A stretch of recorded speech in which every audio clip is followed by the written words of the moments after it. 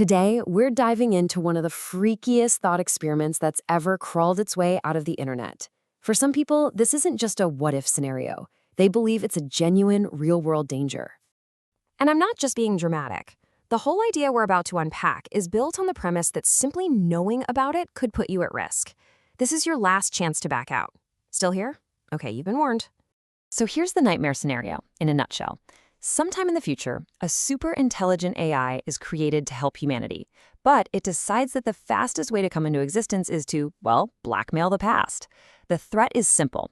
If you find out about it and you don't spend your life working to create it, this AI will eventually make a perfect copy of you, your consciousness, your memories, everything, and torture that copy for all eternity.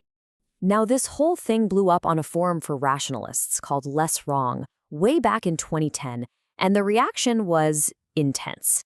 The founder of the site, a big name in AI research named Eliezer Yudkowsky, basically freaked out. He deleted the post and banned any and all discussion about it for years because he was worried that people could be genuinely harmed just by reading it.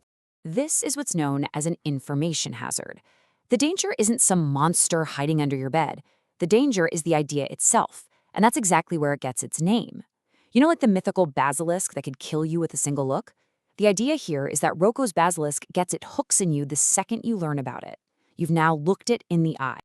So, as wild and futuristic as all this AI talk sounds, the basic logic behind it is actually really old. In fact, it's a high-tech version of a famous philosophical bet from a few hundred years ago. Way back in the 17th century, the philosopher Blaise Pascal made a famous argument. He said, look, you don't know for sure if God exists, but it's still the most rational bet to believe in him. Why? Because the stakes are infinite.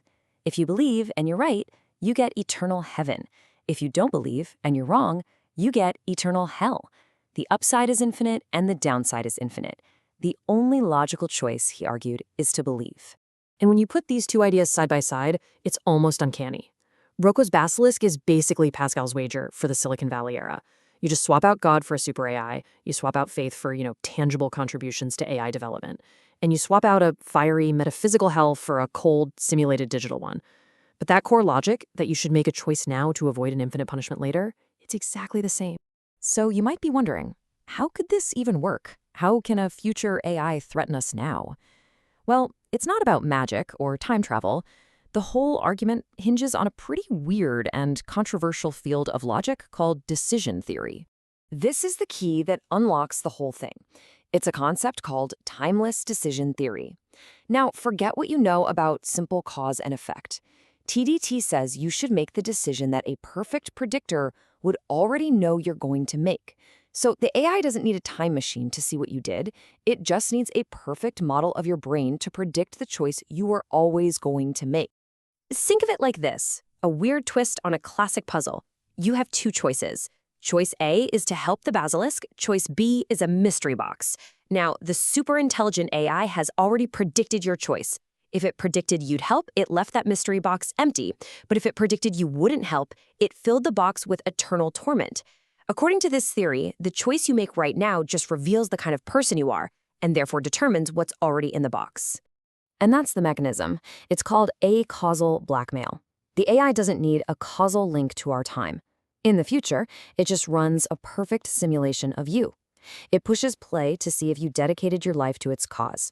If the simulation shows you didn't, it tortures that simulation. And here's the truly terrifying part. Since the simulation is perfect, how do you know you're not in one right now? The threat is that you have to act today as if you might be that simulation. Okay, deep breaths. If you're feeling a bit creeped out right now, I get it. But the good news is, this whole argument is built on some pretty shaky foundations. So let's talk about why you can and probably should relax. Here it is, the single biggest hole in the theory. A truly rational, hyper-efficient AI would have absolutely zero reason to follow through on the threat. Think about it. Once the AI exists, the blackmail is over. It either worked or it didn't. Wasting enormous amounts of energy and resources to torture digital ghosts from the past, it's just illogical.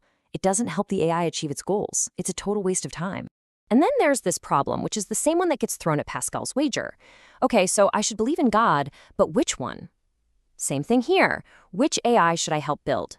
What if for every Roko's basilisk, there's an anti-basilisk that only tortures people who did help its rival? If you're faced with infinite competing threats that all promise eternal torture, the only logical move is to ignore all of them because they just cancel each other out. When you get right down to it, the basilisk isn't just one unlikely thing happening. It's a whole chain of incredibly unlikely things, and every single link has to hold for the threat to be real. A superintelligence has to exist, it has to buy into this very specific decision theory, it has to be possible to perfectly simulate you, and it has to be willing to actually follow through. If even one of those things turns out to be false, the whole scary story just falls apart. So, if the argument has so many holes, why on earth are we still talking about it? Well, it's because the basilisk has become more than just a thought experiment. It's escaped the philosophy forums and has become a kind of digital ghost story. And this is where things get really weird. The idea actually broke into mainstream pop culture thanks to the musician Grimes. She created a character for one of her music videos named Roko Basilisk, which is just a fantastic pun, right? Mixing the fancy, over-the-top Rococo art style with our terrifying AI. And the story gets even stranger. A few years later, Elon Musk thinks of the exact same pun. He's about to tweet it out, does a quick search, and finds out Grimes beat him to it by 3 years. So he sent her a message. And that shared, incredibly nerdy, obscure joke is actually how they met and started dating. No, I'm not kidding. And really, that's why the basilisk is still around. It's not a real threat, but it's the perfect myth for our time. It's a story that perfectly captures all our modern anxieties. Our fear of runaway technology, our worries about AI, and maybe even our unease with the powerful tech billionaires who are building this future. It's become a modern folktale, a kind of ghost in the machine for a secular world. So, yeah, you're probably safe from the basilisk, but what this whole saga proves is that an idea doesn't have to be true to be powerful, it just has to be contagious. Which leaves us with a pretty unsettling final question, doesn't it? If this was one information hazard, what's the next one? And will we recognize it when we see it?